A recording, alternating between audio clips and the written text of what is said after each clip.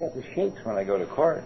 I'm so afraid the judge is going to smell me, I can't remember the subject of the case. How am I representing my client? I mean, what's this goodness? And I couldn't find any. So I didn't dwell on it. Good. But I'll tell you what I did. I did what I was told to do, and I write down, my fourth step started when I was a little kid. And it continued right up until the time that I wrote that step. And I remember the guy that I did it with never batted an eye. And he said, God, I did so many of those things and felt just like you. I thought to myself, you're a pervert. No, I did. Not being cute. I thought, no kidding, you did. I'm thinking, I wouldn't say that. And I was crying. Now, you know, they said men aren't supposed to cry. I cry. I don't know about you, but I cry. And I cried. I cried out of shame, but I also cried out of relief. It was the first time in my life that I ever had no secrets. It was the first moment that I ever remember when I finished reading that legal pad to that guy. That moment, I had for the first time in my whole life no secrets. And an overwhelming freedom. Just, it wasn't power. It was just, it's done. It's done. And it wasn't that big of a deal when I did my fifth step.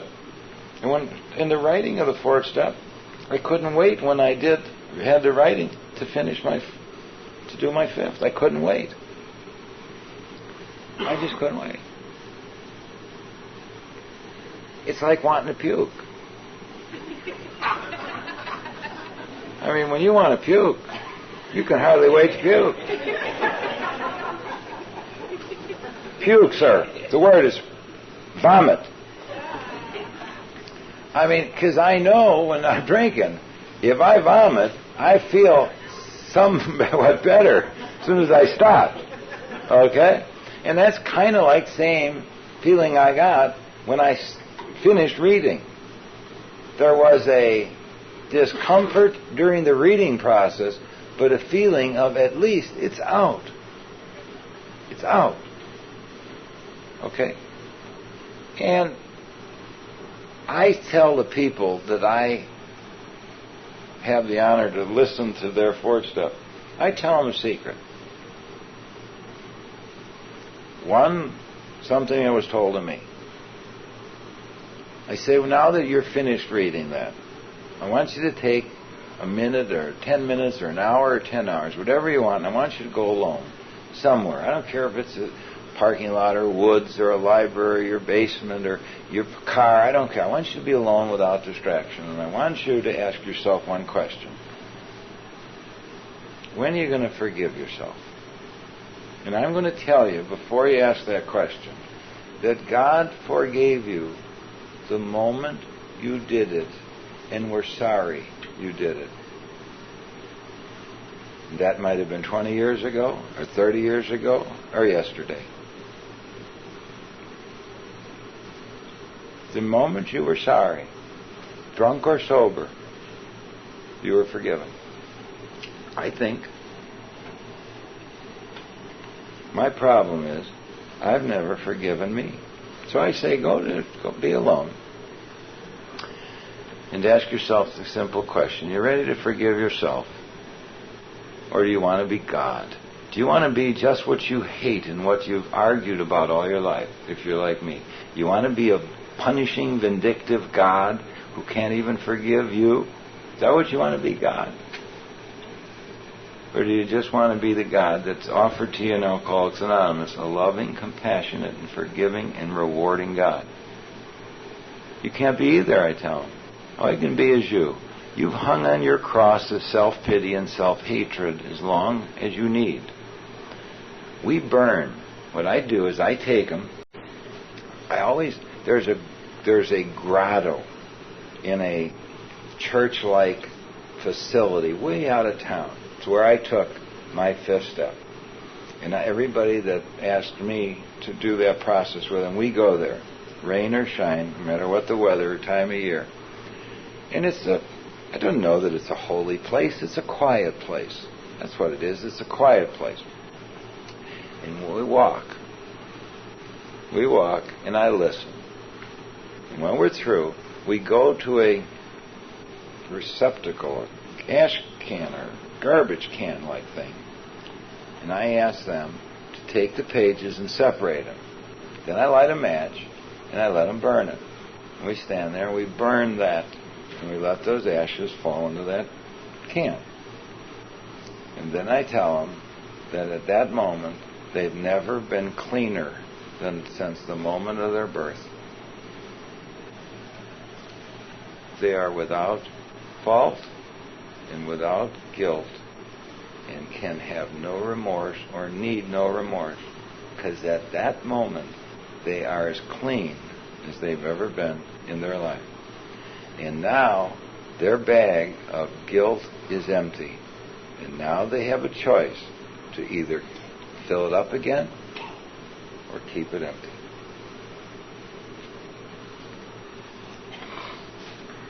And when that was explained to me, that made sense and gave me hope and gave me some comfort.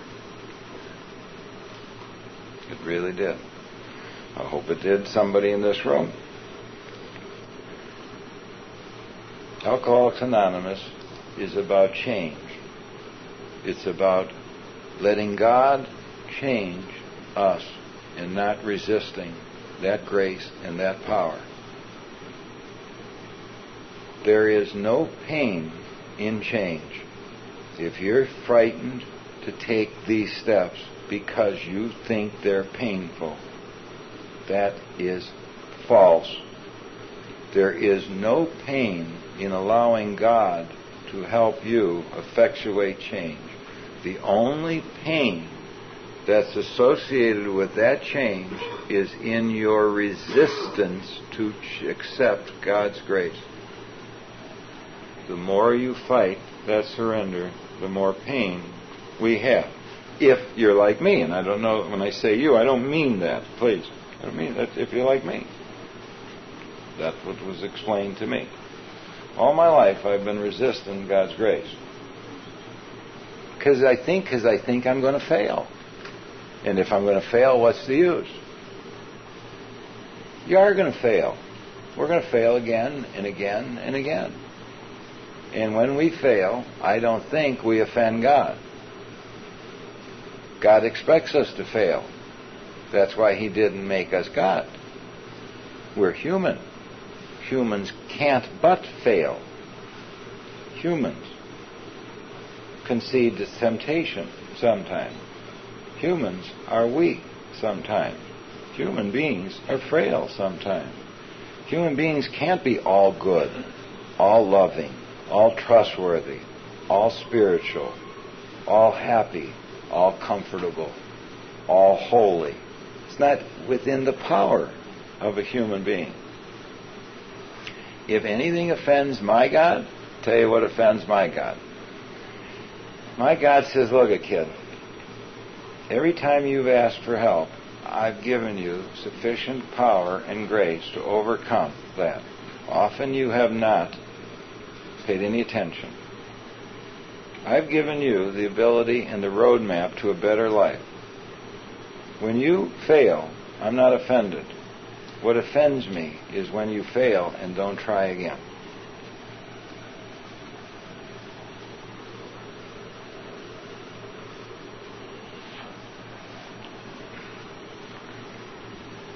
Failure is not the problem.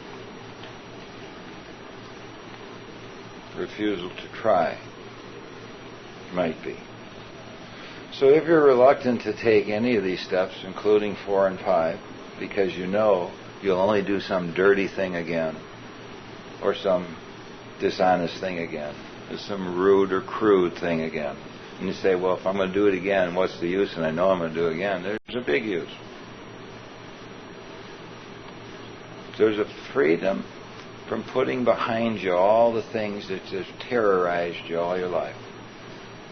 What a wonderful, wonderful thing Alcoholics Anonymous affords us, and why we are so reluctant to do it and get it. God Almighty, what a powerful gift. And here we are like ungrateful people saying, oh, I don't want your gift. I'd rather hang on this cross of self-pity. You know what self-pity is, I think? It's a form of ego. It's a form of self-centeredness. It's a perverse upside down. I'm bad, I'm bad. I'm always going to be bad. What's the use? I don't know. The experience of the people in Alcoholics Anonymous says there is excuse, because if you do these things, something's going to happen. And if you continue to do these things, after you do that step, and I'm going to tell you a secret. That man I told you about in Canada was a long, long time sober. About 6 months later, called me up in Chicago. He said, I want to come and see you. I said, fine. And he came up to me, and he was smiling and beaming. He said, I took my 5th step last week. And he did that after 30-some years of sobriety.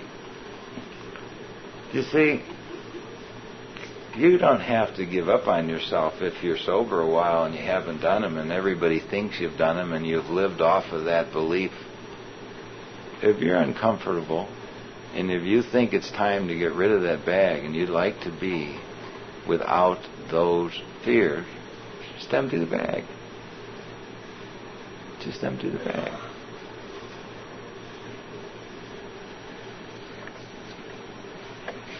Step 6. We were entirely ready to have God remove all these defects of character. Now, what we do is when we write that 4th step inventory, and when we disclose that to that person, we know exactly what the nature of our problems are. And we know that very little of that has to do with drinking, and that's what these books tell us. And you'll see that if you read that. It talks about feelings, and it talks about instincts.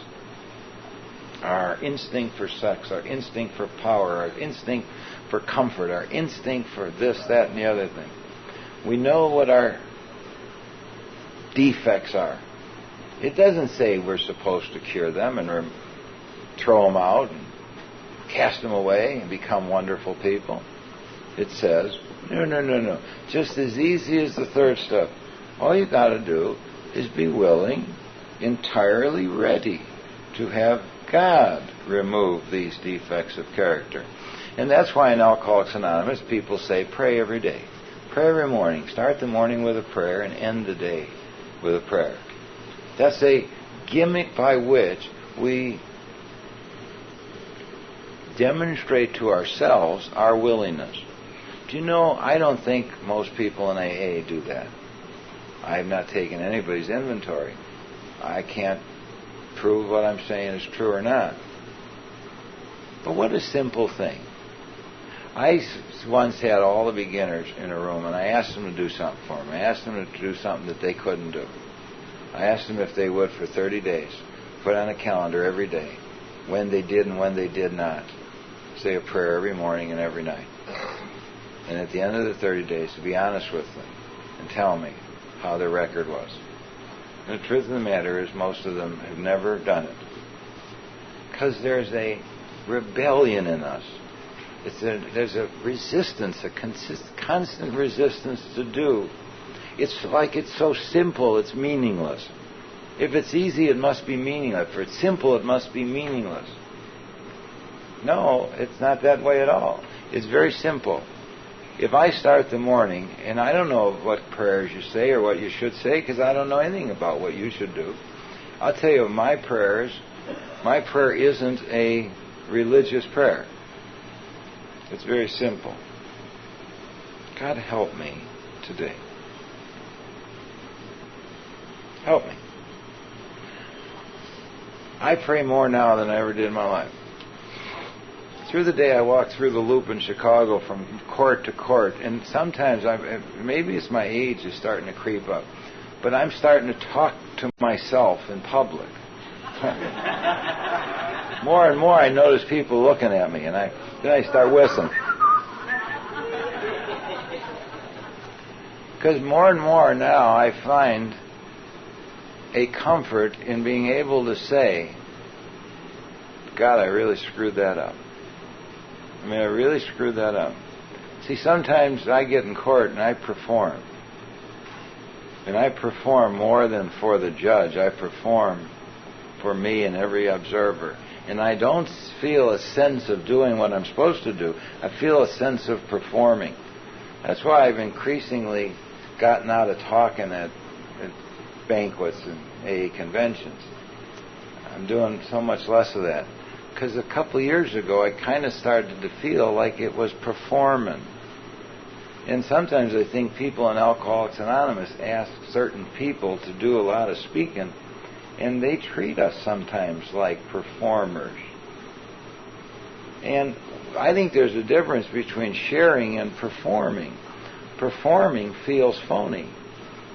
Geez, I didn't come to Lafayette, Louisiana to have that feeling of phony. I could have stayed home and felt that way. I know how to do that by myself. I don't have to take 3 days out of my life to do that. So I don't want to do that. And more and more, the longer I'm sober, the more I find comfort in talking to God. In simple little ways. I just think, geez, what? I'm sorry. I don't want to be that way. I'll tell you what's happened to me. It used to be that when I failed, I used to hang on the cross of failure for weeks. I can turn a bad day now into a good day in a moment. I could fail 11 o'clock, but do something kind, considerate, and non-egotistical at 1 o'clock. An hour later, and feel I'm into a good day. I can turn it around now. I have the power, I've been given the power, the tools that you people have given me to be able to do that. And I just do that. Sometimes I say prayers. I don't go to church. I'm not into formal religion. My wife believes strongly in her faith. And I'm jealous of that, in a sense. I really am. Because there's such a warm, wonderful feeling about just being faithful and knowing, believing. I have to kind of struggle all the time. But I stop in church a lot. And I just sit there. I find quiet. I sit in the back of a church and I don't think God's in the church. I think God's in me. See?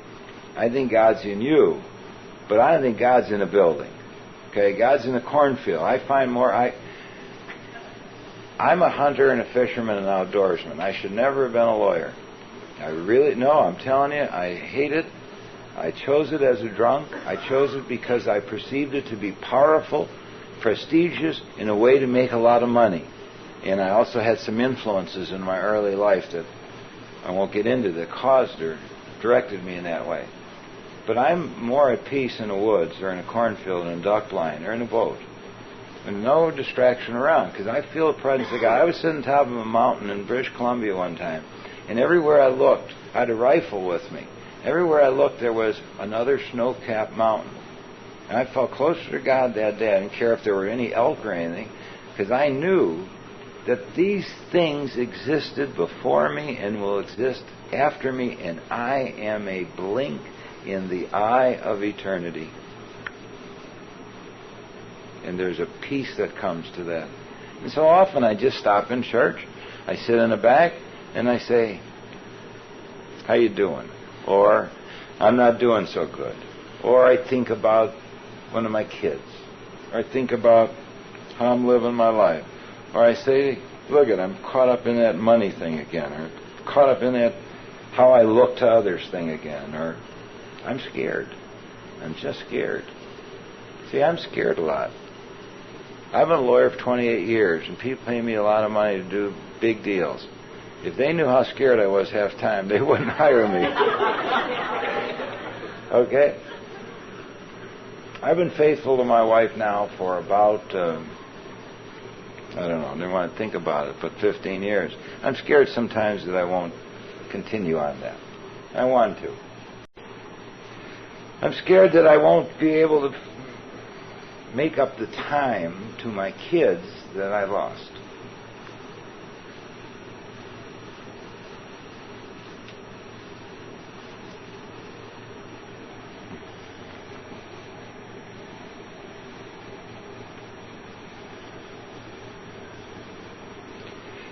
So sometimes I just say I'm scared and I need help. And I always get it. It's not a flash of lightning, no bolt. It says try, be yourself, do the best you can. Quit performing, tell them you love them. Clean up your act. Don't be distracted. That's the message I got.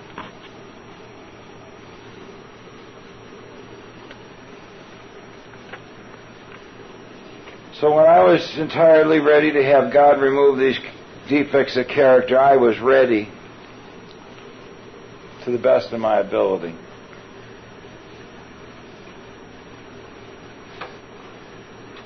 Humbly ask Him to remove our shortcomings. That's nothing more than the repetition of what we did before when we made that decision. It's just a continual saying to God, help me. Keep helping me. I need help. I continue to need help. I want to be a better person. I want to find some comfort. I want to get off the stage and quit lying or pretending. I just want to be okay. Humbly ask Him to remove our shortcomings. What's the big deal about that? All it says is help me. It's help me. Isn't this tough? This stuff is tough, isn't it? It's so simple. What's the big deal? Why do we resist it? Why did I resist it? I don't know. Look at the next step, how it flows right in. After you did that, those things that preceded, it's now time in this chain to do something in link number 8. Simple. Made a list of all the persons we had harmed and became willing to make amends to them all. Now, we know. You know, I tell you, I get some newcomers. I get some guys.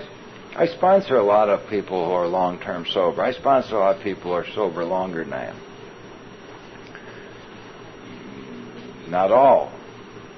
I seem to attract people who have been around AA and then are ready to leave AA. See, I don't sponsor anybody that comes to the beginner's group. See, I'll tell you why I don't do that. You remember, I got over 150 people in that beginner's group. Now, when I'm standing there, they look at me, and they are susceptible to being easily influenced. And some of them think I got something special. See? Now, I know that I got what little I got. They all would say to me, and they have, would you be my sponsor? What an ego trip to be able to report to you that in the last 9 years I've now got 1,332 pigeons. How could I do that? How could I do that? So I made a rule. I said, look, I don't sponsor newcomers. That's not true, but that's for that class. Because sponsorship is a privilege that everyone should enjoy. And I don't think I'm uniquely gifted to be a sponsor, but I sponsor a lot of guys who are like me. See, I was ready to leave AA after 3 years of sobriety and sober being so crappy and living a lie because I had never taken any steps. I was ready to leave, and other people hear that sometimes and they relate to that. Newcomers say when they're looking at this step, the only person I've harmed is myself. I hear that all the time. I said, is that right? Well, I know, did you burn your 4th step, I say? Because often, in most cases, in almost 100% of the cases, they didn't do any 4th step or 5th step with me. And they look at me.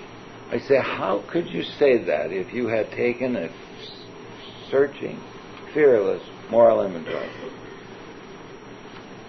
How could you say that if you were like me? And I don't know if you're like me, I say. How could I not have harmed the father who I hated? How could I have not harmed a mother that I did not honor? How could I have not harmed clients who I took money from and not gave them the best that I had to give? How could I have not harmed children who I abandoned or neglected while I was running around trying to find my own comfort in life and satisfaction of instinct? How could I have not harmed them? I mean, it doesn't make any sense for me. Now, I don't know about you. I wrote those things down, and I could relate to those things. I've harmed a lot of people, directly and indirectly. I've taken advantage of people. I've used people.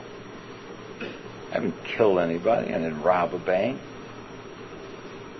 But I've taken from them part of their life. I've robbed them of part of their life. I involved myself in relationships that I knew were not going to last. I knew they had no hope to last. I knew they were just figments of our imagination. Those years are gone for those people. Used and abused. So when it came time for me to make a list of people I harmed, it wasn't no big deal. Most of them I could not make amends to. Not most, many. But I was able to make amends to my kids. I remember I took each one, I have 3 daughters, and I took each one of those kids aside. And I just told them, look, I have been a certain way all my life. I've never wanted to be that way.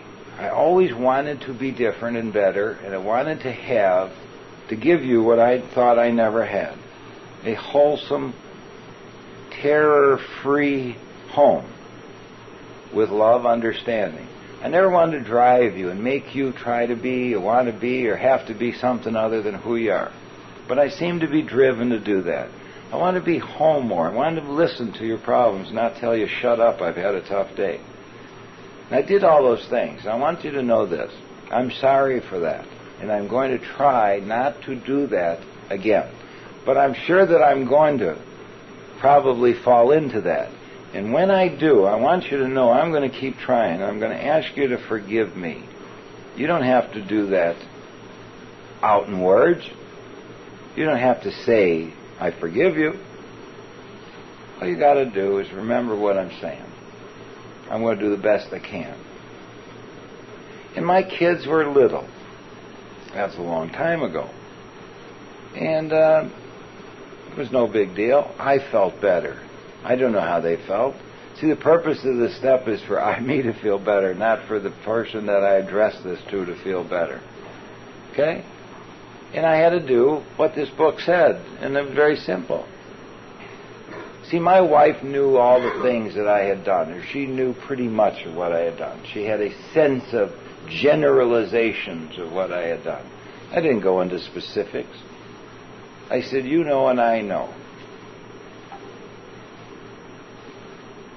I don't want to do that anymore. I don't want to live like that anymore. That's all. And the people on my list, and there were people I couldn't go back to because there was no sense going back into their lives and opening up wounds that hopefully they had forgotten and put out of their mind. And that's all I could do, because in this step it talks about there are people who you're not going to be able to make amends to. I'll go ahead of myself. I'm combining these steps. Excuse me.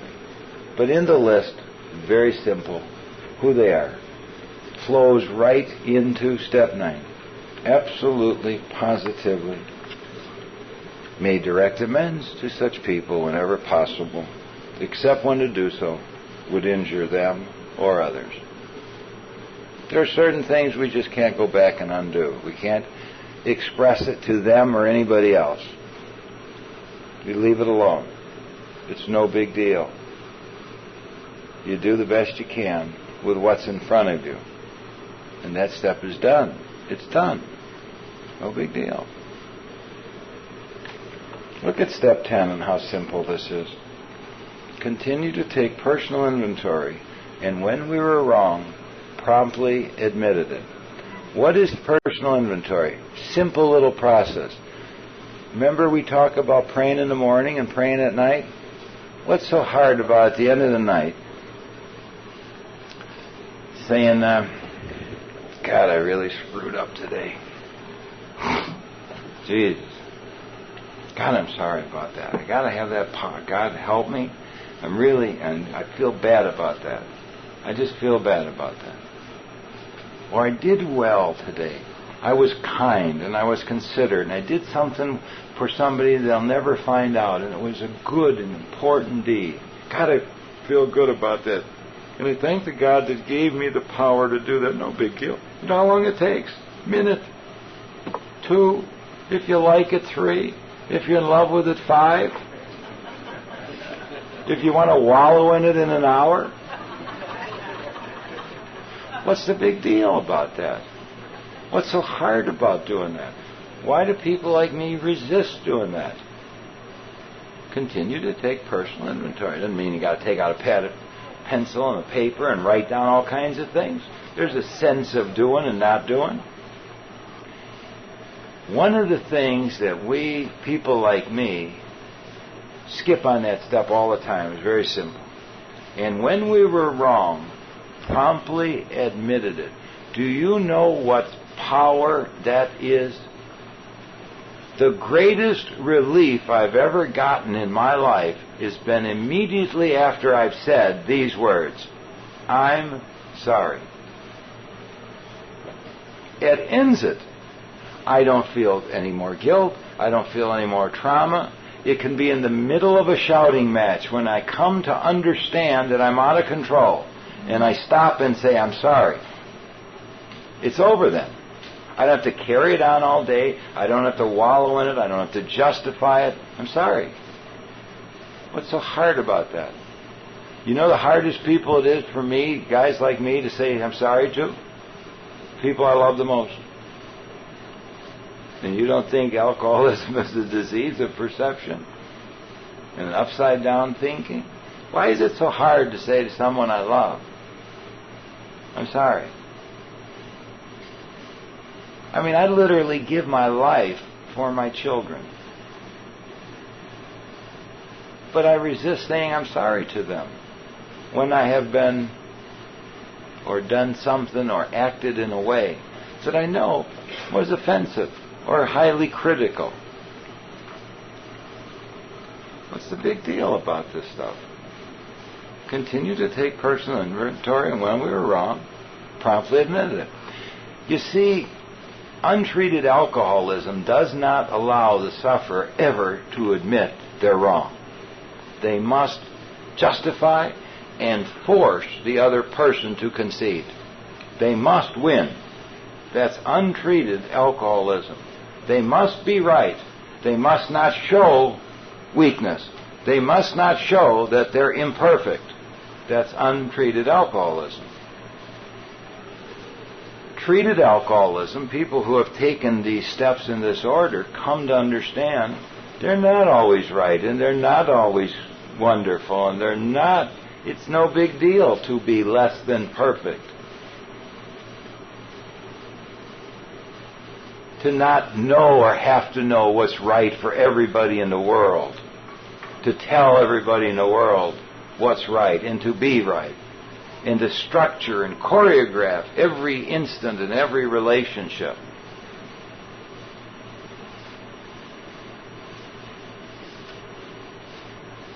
It's no big deal. Say, I'm sorry. I'm off base. I was wrong. I shouldn't have said that. I shouldn't have shouted. I shouldn't have done that. I'm wrong. No big deal. Do you know how long it took me in the program to look at a client and say, I don't know? I used to always think I had to make it up. Oh, yeah, I know. Don't worry about it. I'll take care of that. Now I look at him and I say, I don't have any idea how to fix that. You've got to get a different lawyer. That's freedom. What am I supposed to know? Everything? I'm supposed to be the world authority just because I'm a lawyer. I'm supposed to know everything about the law and every instance of the law and be able to fix everything? I only handle certain kinds of cases. You ask me something about something outside that, I don't have any idea. I used to not be able to tell you that. I used to have to pretend that I knew, and then try to bluff my way out of that. And I say, I don't know. I don't know. What's the big deal? See, the point of this I'm trying to make here is these are not big deals. These are not difficult things. These are not things that are hard to do. Quickly. Let's just skip over to this 11. Sought through prayer and meditation to improve our conscious contact with God as we understood Him, praying only for knowledge of His will for us and the power to carry that out. Isn't that a simple thing? Take some time to be quiet and ask in moments, particularly in moments of distress and anxiety, what's your will for me? Not what's my will. What's your will for me? You know what God's will for me is? Be yourself. Do the best you can. That's all. Be yourself. Do the best you can. That's always been God's will for me. He's never willed about money or power or prestige or relationships or anything. He's never had a will for me that was in any areas like that. Those are my distractions from my conscious contact with God. God's will for me has always simply been this. Hey, do the best you can. Do the best you can. Be yourself. That's all. And all this stuff says is that we saw through quiet, through prayer or meditation. No big deal. God help me, I need help. I'm scared today. I'm not doing well today. I started angry today.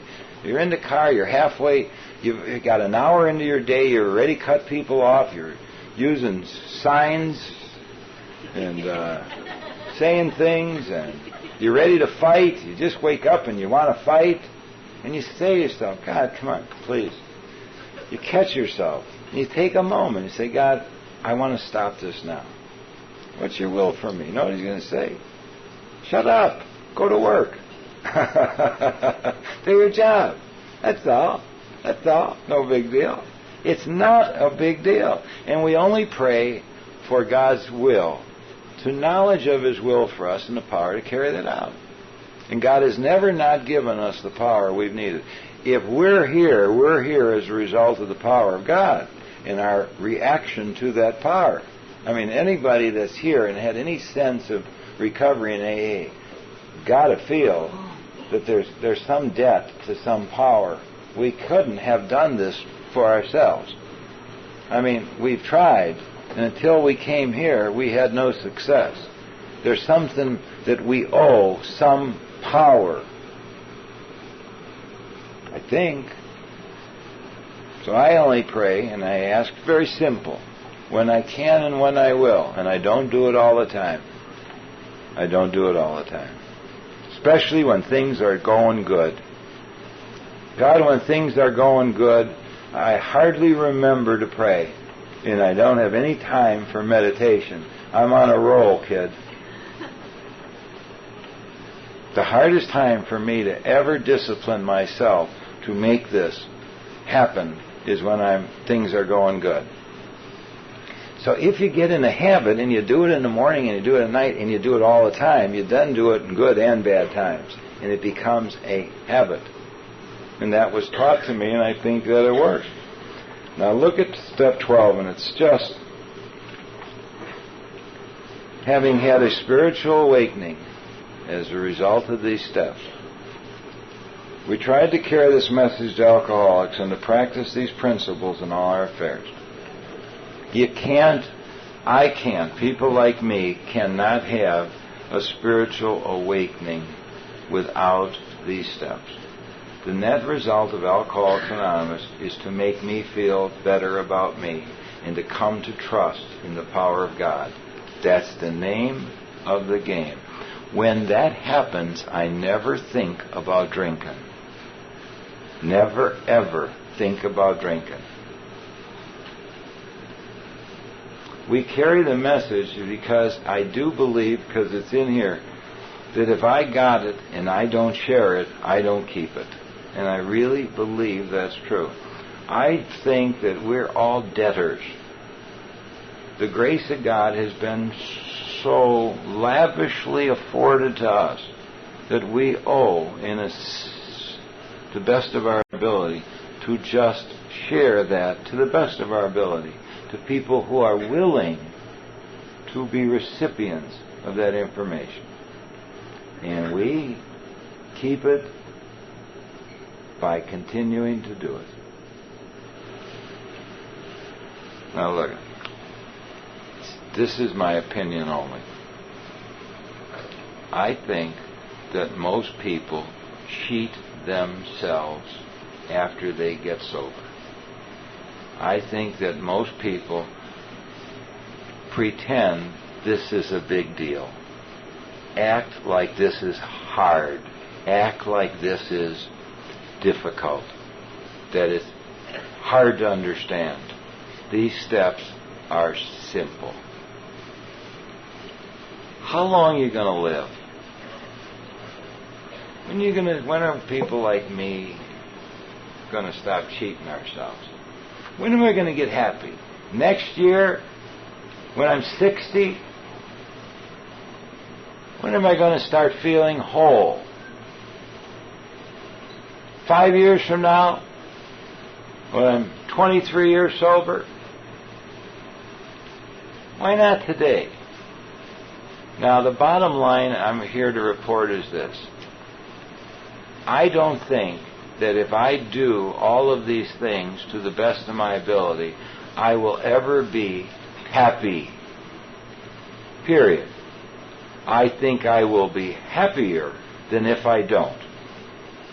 I think I will never be totally comfortable, but I think I will be more comfortable than I have been.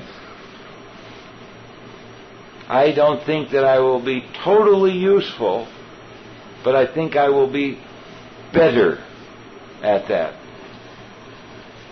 You see, Alcoholics Anonymous, the steps of Alcoholics Anonymous, and this is the end. This is what I want to share with you. If you identified with the test tube experiment, and you throw away all the end drinking and all the horror scenes, and you identify with the early relief that alcohol gave to you, and why it was so captivating, and why it made you different than social drinkers, I got a secret for you. You don't have to resist the actions of Alcoholics Anonymous, because they do for you, if you're the test tube, exactly what alcohol used to do for you when it worked and was wonderful. The actions of Alcoholics Anonymous, as simple as they are, as painless as they are, if you will pour those actions 1 through 12 into your test tube, the actions of AA make fear go away. The actions of Alcoholics Anonymous make guilt go away, remorse go away, depression go away, anxiety go away, self-seeking go away. My God, don't we want those things? Why do we spend, guys like me, spend most of our time in AA talking about them? If we spent 1/5 of the time we use to talk about the steps doing them, we wouldn't have to talk about them. And we'd save 95% of the time we can go play golf. And I don't mean it that way, that's just cute. But, it's true. We talk. And the more we talk, the more it's like a wall. We build it like, my God, look at the obstacle ahead of us, the next step. I don't know if I conveyed anything to you today except this, and I hope I did this. This is simple. This is painless. All it takes is enough pain to motivate a willingness to surrender, seek help, and accept the help that God so willingly gives all of us. There's a stream of grace that's constant in our lives. Anytime, any day, time of day, we can grab it. If AA is not working for you like you hoped it would work when you were new, and you're starting to see the fault of the people in your group, and you're starting to see and get bored at meetings, and you're starting to be critical, and you hate to drag yourself to the meeting, and you're 2 or 22 years sober, and you have secretly not done these things, before you leave, reach up, grab that grace, and do them. Well, they're so painless, and they're so powerful. It won't always be wonderful afterwards, and life won't be a bowl of cherries. Tell you what it'll be able to do. When your wife dies, you won't have to drink. When your child gets sick, you won't have to drink. When you lose your job, or lose the case, or lose your money, you won't have to drink or kill yourself. You won't have to live a life of depression and anxiety. When life gives us what life is, you know what life is? You know what life is? I was crazy. All my life, I thought at some point it gets good and stays good. I believed the stories that were read to me when I was a kid. And then they lived happily ever after. And I couldn't figure out when that was going to happen to me. Well, here's what's going to happen to me. I'm going to die soon. Maybe next year, maybe next week, maybe 15 or 20 years from now. That's not a long time. I won't live as long as I've lived so far. I've wasted most of my life cheating myself, figuring things out, arguing things, and making them harder. If you're like me, don't waste any more of your time. Don't waste any more time. Don't kid yourself and cheat yourself. Let AA do what AA was designed to do. Remember the forward? Remember the forward? Let AA do this for you. AA's 12 steps are a group of principles, spiritual in nature, which is practiced as a way of life, can expel the obsession to drink, enable the sufferer to become happier, useful, and whole. Let it happen. Thank you.